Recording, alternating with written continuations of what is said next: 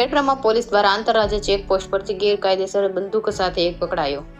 નાયબ પોલીસ મહાનિરીક્ષક વિરેન્દ્રસિંહ યાદવ સાહેબ ગાંધીનગર તથા પોલીસ અધિક્ષક સાબરકાંઠા વિજય પટેલની સૂચનાથી લોકસભા ચૂંટણી અનુસંધાને ગેરકાયદેસર હથિયારના કેસો શોધી કાઢવા સૂચના કરેલ હોય. જે સૂચના અન્વયે નાયબ પોલીસ અધિક્ષક સ્મિત ગોહિલ ઈડર તથા ખેડબ્રહ્મા સીપીઆઈ સાધુ સાહેબના સીધા માર્ગદર્શન હેઠળ ખેડબ્રહ્મા પીએસઆઈ એવી જોશી તથા આ દિશામાં સતત કાર્યશીલ હતા. તે દરમિયાન પઢારા ચેકપોસ્ટ તરફ જતા ગરનાળાની નજીકમાં આવેલ ઝાડીઓમાં એક ઇસમ શંકાસ્પદ હાલતમાં જતો જોવા મળતા સરકારી વાહન ઊભું રખાવીને તેને કોર્ડન કરી પકડીને તપાસ કરતા તેની પાસેથી એક ફુલ્લીદાર દેશી બનાવટની એક નાળવાળી બંદૂક મળી આવતા પોતે નાનાભાઈ લાલાભાઈ ખોખરિયા હોવાનું જણાવ્યું હતું. તેમજ બંદૂક સંબંધે પૂછતા આ બંદૂક લાયસન્સ વગરની હોવાથી તેમજ પોતાના પૌત્ર કિશનભાઈ બાલુભાઈ ખોખરિયા આજથી 2 વર્ષ પહેલા ક્યાંકથી લાવેલ જણાવતા આરોપી નાનાભાઈ ખોખરિયાને પોતાના અંગત કબજામાં વગર લાયસન્સની ગેર બંદૂક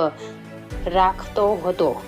કિશનભાઈ બાલુભાઈ ખોખરિયા તથા નાનાભાઈ લાલાભાઈ ખોખરિયા બંને ઇસમો વિરુદ્ધ ખેડબ્રહ્મા પોલીસ સ્ટેશને ફરિયાદ નોંધી કાયદેસરની કાર્યવાહી હાથ ધરવામાં આવી છે. India 24 news reporter Jayesh Thakor સાથે શૈલેષ પટેલ, ચીફ બ્યુરો સાબરકાંઠા.